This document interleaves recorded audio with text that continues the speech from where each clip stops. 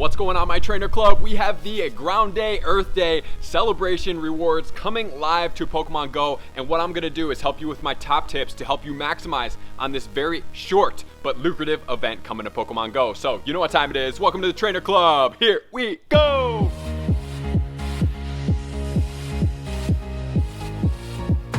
First off, I wanted to say happy Earth Day to everybody. Thank you for everybody who took a little bit of time out of their life to contribute back towards Mother Nature, towards Earth. If you met up with one of the play mobs, drop in the comments below. I really want to know how those events went. I did not personally get to go to one. I had my own event, as you guys saw in one of my videos, that was in Bend, Oregon. So we were able to do a cleanup. We actually picked up quite a bit of trash. I think we got about 150 pounds of recycling slash trash that I then separated as much as I possibly could, and I took it away. So congratulations, everybody. We hit the 7,000 participant mark, which is absolutely huge. I'm very proud to say that I love and I contribute towards this cause.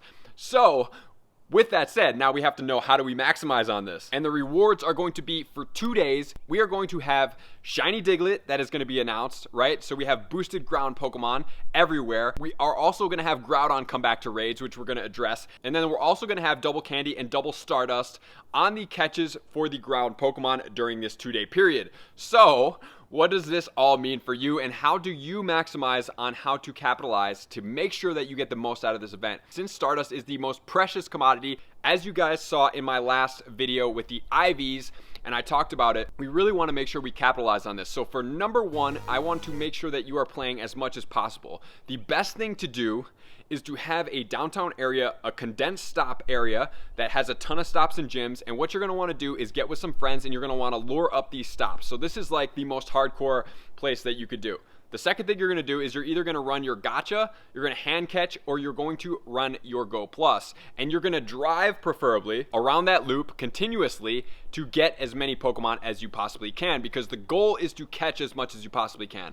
So you're gonna wanna keep driving and do this as much as possible. This is how you get the most Stardust. And obviously, you're gonna wanna run a star piece as much as possible. Have your gacha on when you are not even doing anything with the game. If you're just walking around with your family, if you're out to dinner, have it running in the background so that you can obviously be catching these ground Pokemon. So number two is going to be, if it is sunny weather, get out and play as much as possible, because you're going to be able to get weather boosted, which is going to boost the Stardust, which is then going to double the Stardust on top of that. So if you had a 300 catch, right, you get the 75 for the Stardust boost, and then you double that, you're looking at around almost 800, so 750 Stardust for one catch of a second tier Pokemon. This is huge. That is why I'm saying, if you are like looking like, I can't play all the time, but I have the ability to choose when I want to play, I am going to suggest to make sure to do it when it's sunny outside, when the weather is an hour worth of sun. Put the star pieces on and grind out as much as possible. And the third thing is going to be obviously to hit as many of the Diglets as you possibly can. Just check as many as you can and then catch them. Check, catch, check, catch, check, catch. You're getting double Stardust, so you might as well catch these in the process. Check as many as you possibly can. That's how you get the shinies. It's just being consistent, resilient. Sometimes you don't get the shinies. I don't always get the shinies. I did not get a shiny Baniri, or I actually did not even get a shiny Shuckle, but it's okay. They'll come in time. There's going to be another event where they're going to be boosted, and we'll be able to encounter them. So do not get discouraged. Just know that for whatever reason, this wasn't your time, but do give it your best advantage and your best shot to make sure that you catch this. And then we're also going to get the boosted ground Pokemon, so we are going to look for a couple shiny potentials. We have the shiny potential for the Sandshrew, for the Geodude. We also have the Swinub and the Cubone. So those are the guys that you're going to also want to click on quite prevalently if you have the chance.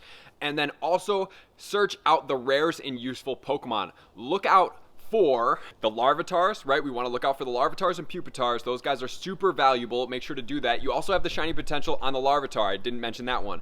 But click on those guys as much as possible. Catch them. Use your Pineapple Berries, because you're going to be getting 12 candy. Anything that you need here that we're listing off as rares, catch them. If you have Gleegars and you want to get some Glysaur and you want the Gleegar candy, use your Pineapple Berries. You also have Rhyhorn that can evolve all the way up into Rhyperior, which is a super useful ground type. And then Geodudes. I know we've had a ton of events that have included Geodudes. He has a shiny potential and he is super, super useful in the legendaries. He's really not the top attacker anymore for almost anything, but he is always in like the second tier, second place kind of position. So make sure to utilize your Pineapple Berries, catch as many of these guys as you possibly can. What I would search for, if you like the Donphans, you can search out for the Fampies and the Donphans. I would definitely be searching out for the Larvitars if they're prevalent, and especially if you are doing it in sunny weather. These guys are going to be everywhere, guys, so make sure to get out there, utilize the weather boost to capitalize on the Stardust, to then get the candy boost as well. And then on to my number 5, we want to go for the Groudons, right? As many of the Groudons as we can. He is the number 1 ground attacker in the game with the Mud Shot and the Earthquake. And so that brings up 2 issues. One, how do we catch him? Which you can check out my video up here. And the other thing is going to be what are going to be the best raid counters, and what to use on the Groudon is going to depend on what his special moves are. So definitely check out my full video to get all of the details, but I will give you one quick hint. Gyarados, which is weird to say because we really have never said it, is going to be the most universal Pokemon because he is going to be able to resist all of these specials that are coming out from Groudon.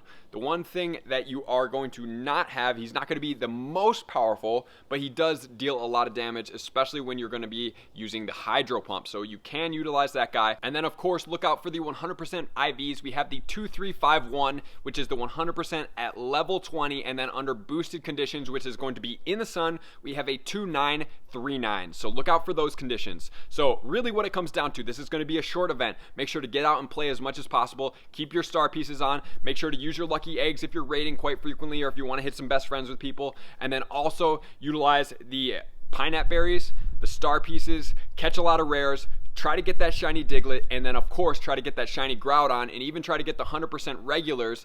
And if you've been listening to my other videos and you've been working on getting your lucky friends with your best friends, you can then go ahead and hopefully get more than one shiny Groudon for yourself, or even if it's a bad IV, right? If it's like a 10-10-10 like we're talking about in my IV videos, and they have like a really bad IV one, if you trade it with lucky friends, right? I would only trade shiny legendaries for guaranteed lucky. You just have to do it, right? Because they're pretty rare.